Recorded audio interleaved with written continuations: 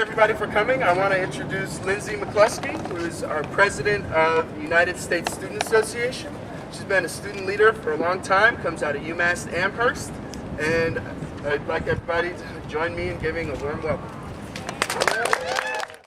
I think this is a critical time. I think that the students all over the country have been incredibly inspired by what's happening in Wisconsin. Not just inspired by what workers are doing, but inspired by what our fellow students are doing.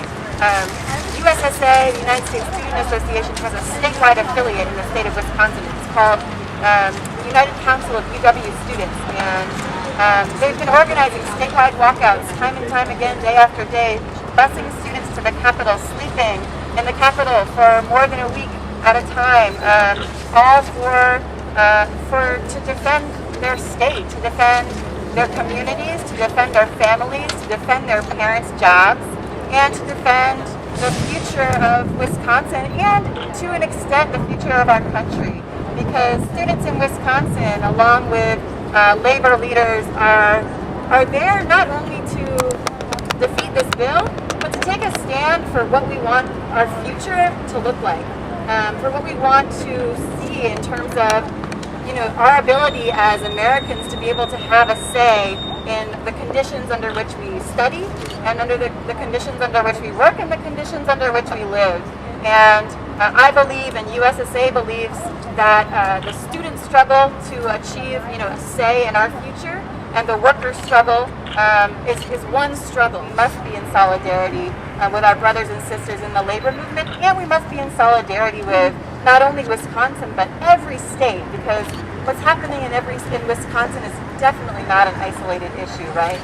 We're seeing Wisconsin happen in Indiana, we're seeing Wisconsin happen in Ohio, but these are just the extreme cases, and we're seeing what's happening in Wisconsin happening in every state. Like Isaiah said, decision makers are creating a crisis, they're building crises in our states, they're sounding the alarms and saying that they need to balance the budget on the backs of students and workers, and we have to say no.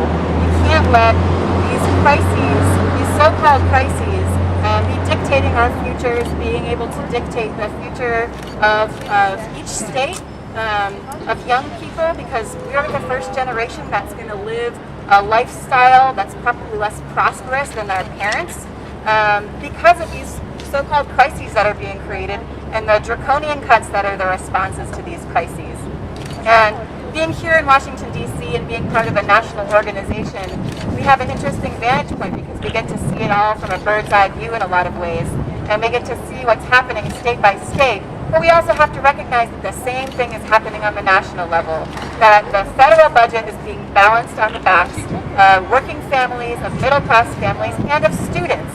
The House passed a couple weeks ago a continuing resolution that would cut the Pell Grant, that would cut college access programs, and at a time when students need access to these programs the most. And so, it's great to be out here today. We'll have to check the media tonight because there's hundreds of student actions that are happening all across the country today in solidarity with Wisconsin, in solidarity with students and workers on campuses that are fighting local struggles, and in response to draconian cuts that are being made to higher education that impact students and workers at the state level.